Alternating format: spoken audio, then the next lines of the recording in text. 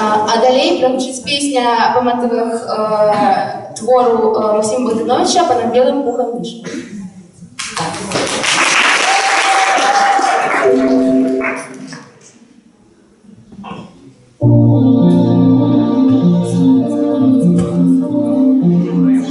Понад белым пухом вишня, мыцем синий огонек, яйцо шпарки легкий, синякрылый мотылек, синякрылый мотылек.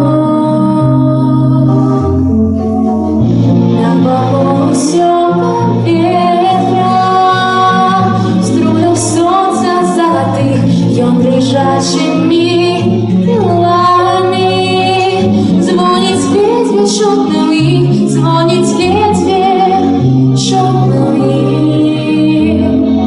И льется хвалит песня, тихий ясный гимн весне, тихий сердце напевает его мне. И льется хвалит песня, тихий ясный гимн весне, тихий сердце напевает его мне. Не понять с тобой николи, не разведать, не спасать, не дают мне думать зыки, что летят, дрожать, звенят, что летят, дрожать, звенят. Песня льется и льется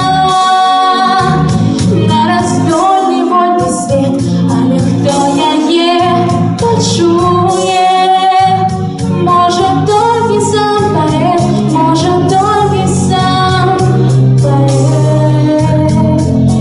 І лється хвалить пісня, тихий ясний гімн весне, тихий серце напеває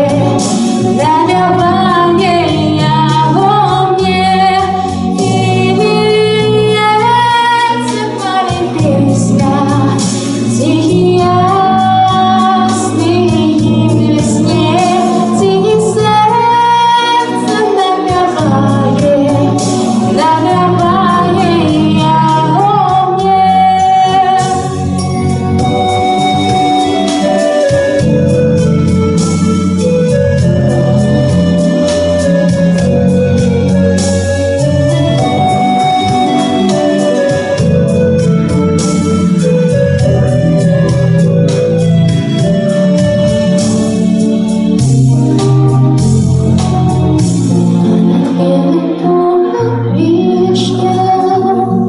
Быцем синий огонек, яйцо шпарки лёг.